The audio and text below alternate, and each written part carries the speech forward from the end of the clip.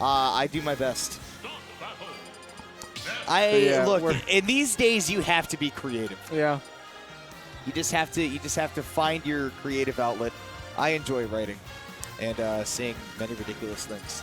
And I like seeing many ridiculous things. We saw a couple of that from Awestin in these past couple of sets that he's played. Oh my God. Denti was playing Olimar all day during friendlies today.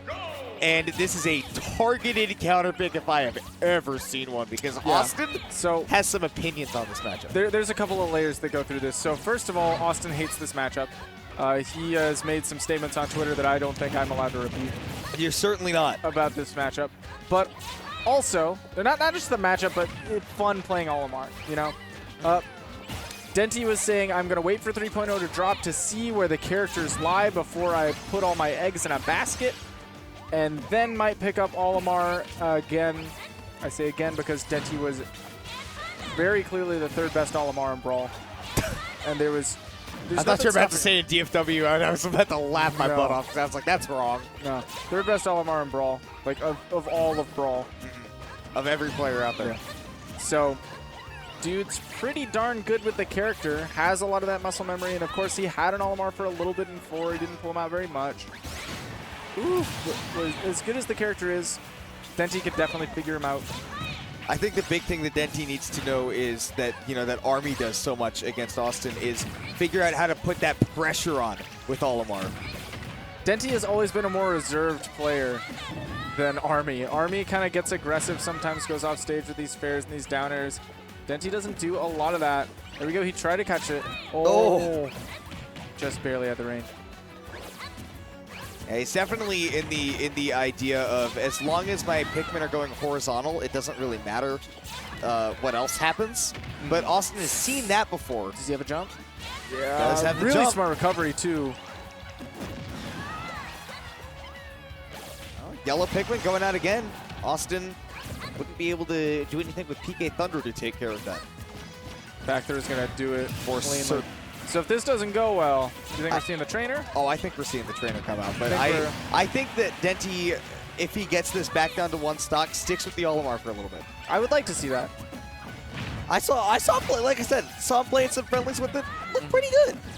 Oh yeah, I don't doubt Denti's Olimar, but he's a very emotional player. We said it time and time again. But for those who are maybe tuning in for the first time or haven't tuned in quite, you don't tune in frequently. You just want to see Awestin play against the top talent. Denti's a very emotional player. This is historical. This has been since Brawl. Right. So if things don't go his way immediately, maybe he's not going to stick with the first attempt at this counter pick.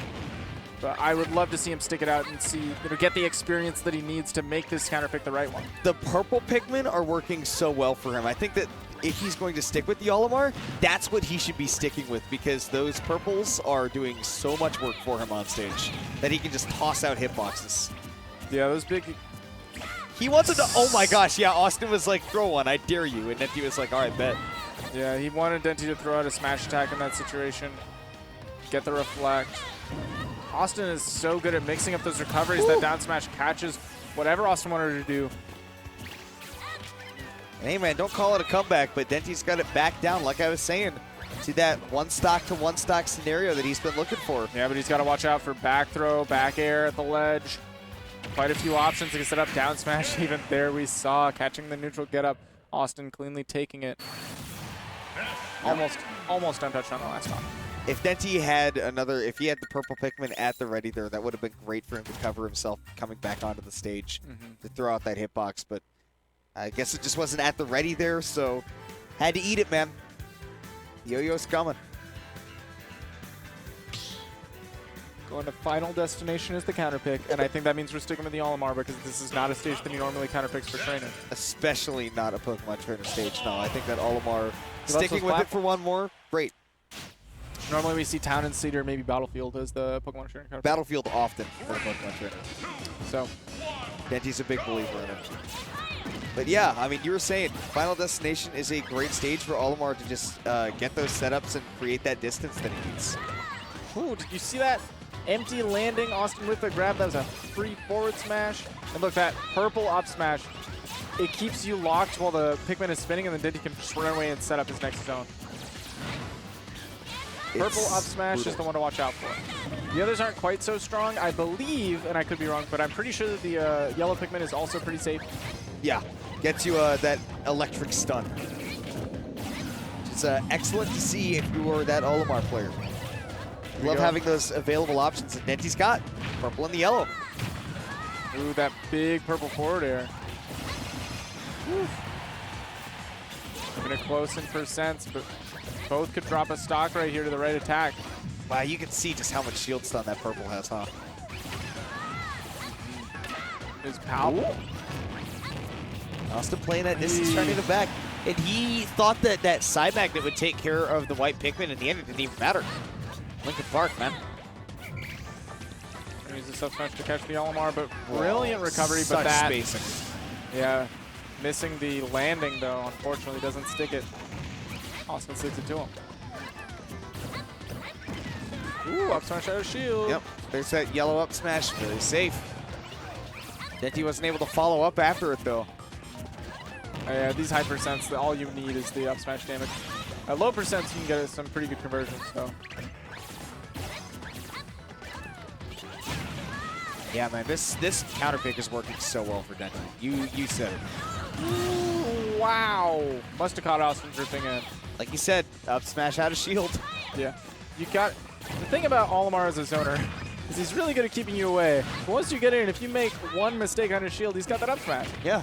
And he can put on massive damage for it. Oh boy, all these Pikmin are going away. They're all gone. Denti has no Pikmin to land with. Can only rely on that Nair. Ooh, could have been a grab. Awestin doesn't want to let him get a Pikmin.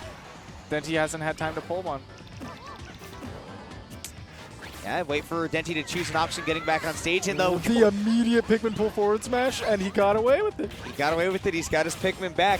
Has an army.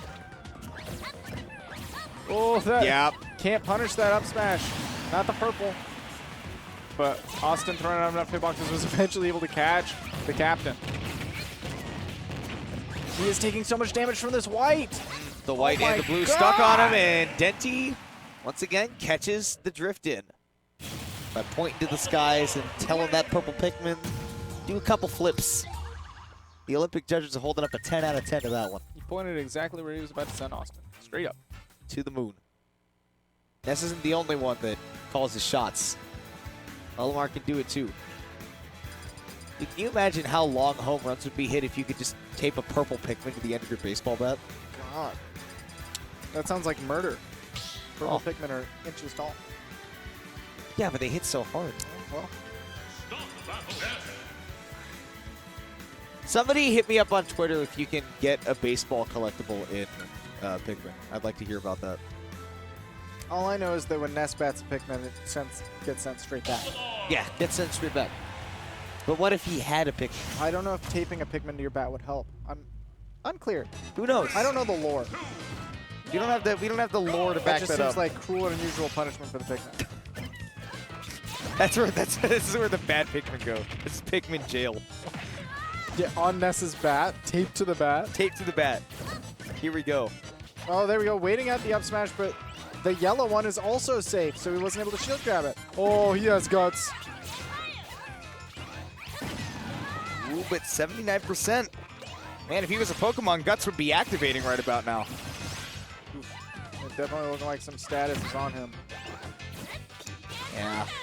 High enough percentages. Denti, now with that yellow Pikmin, that would have been the perfect time to go ahead and challenge that PK Thunder 2 because, again, yellow Pikmin do not take electric damage. Oh my god, Awestin not able to get through the mirror to smash attack. Denti's doing a lot of dash back smash attack. Doesn't want to challenge it. My magnet was so clutch. Those smash attack hitboxes are still treated, oh my god. My goodness. Still treated as items, so you can't attack through them. That is the one downside. Oh my god, he's playing a genocide. This is a combo? I can't believe he made a combo off of that. And Denti, he knows that Denti's not going to fall for the up air PK Thunder trick, so he just follows him with it. Knows he'll air dodge to just create that maximum invulnerability. Says, all right, plenty of damage built up. Even now that it's down 2-2, Awestin still has a big lead. Now Denti, though, has that double purple and a red setup. the beautiful coveted setup. Ooh. Good avoidance there from Denti. The spacing from Denti has been so excellent in this game. Man, batting back the Pikmin doesn't seem to do much unless Denti wants to jump into it, and that's not the game plan. But that back there cleanly taking the stock. Awestin up one, full one. I think with that forward smash, I mean, Awestin probably knows that, and he keeps a Pikmin off of him. But I think one of the big things is that, you know, Awestin plays in the moment, right? He flows like water, and he doesn't really think too much about, he doesn't overthink stuff too much. And so he says, look, if I hit a purple back, that'll be not only big damage and big knockback, but that'll be at that angle to hit Olimar. Ooh. Wow, batted a little bit too late, but it looks like it's not damaging him because that's his Pikmin. Latched onto him, that's weird. Up air, yeah. Wait for that get up option. And oh my god, he's a light captain, but he's surviving until he gets trapped by the up air. Yeah, Denti dropped his guard a little bit too much there at the end where he was like, the lightning is not always an indicator of death, and so he kind of dropped the controller, decompressed a little bit too early, realized he was still in the game, and by that time Awestin was already right under him. So with a 2-1 favor in Austin's court, Denti's got to make a choice. Is it time to put it back to the Pokemon trainer, or does he take the Olimar for one more spin on his counter pick? I think he's got to stick with the Olimar at this point. I think he does too. I think he is in too deep, and he's doing some things really well. Now, Awestin usually, I don't know, depending on the set, I've seen him not worry about DSR a lot. He'll let people run back, but this time it looks like he's going to say, hold that, no FD again, but Kalos is okay. He's going to do what he's banning. Whatever he can.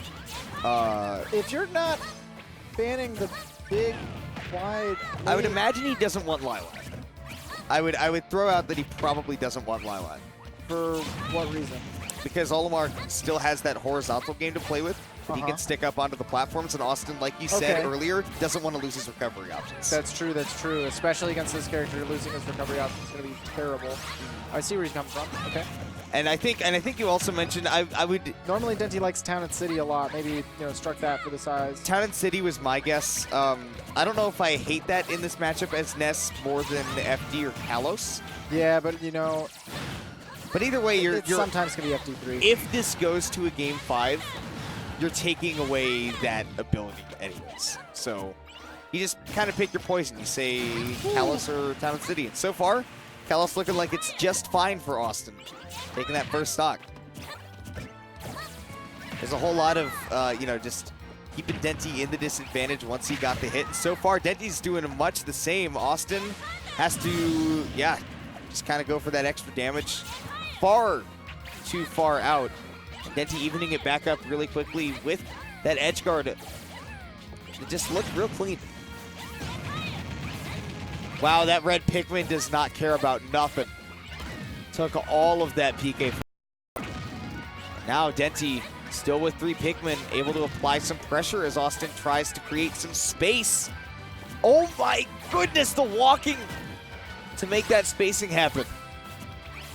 Neighbor, I'm terrified of Denti spacing with Olimar. It's actually looking so clean. I mean, he wasn't the 3rd best Olimar in the world in Brawl for no reason. Oh, just barely missing out the timing on that one, but taking a couple Pikmin on the way down.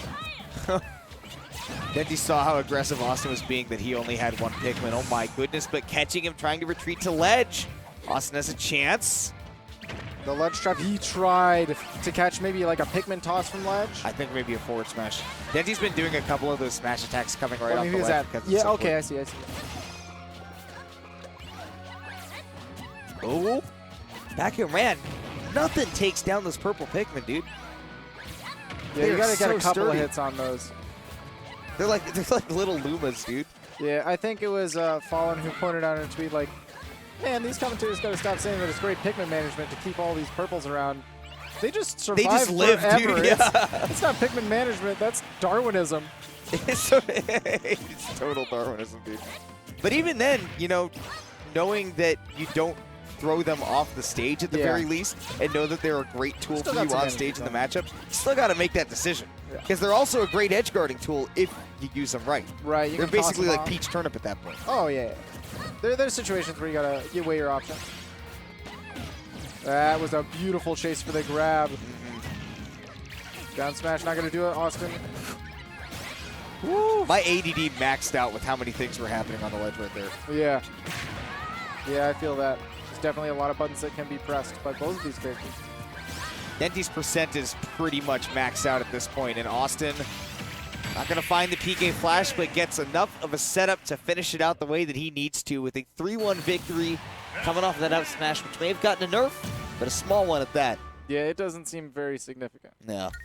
Denti out at third. An excellent performance all around tonight. I think he's definitely solidifying himself to be right back in that spot that he was, you know, at in Brawl. I think he's slowly climbing up to that point where he could be a worldwide contender. I'm just loving to see Denti get comfy with this game and just climb it up, dude.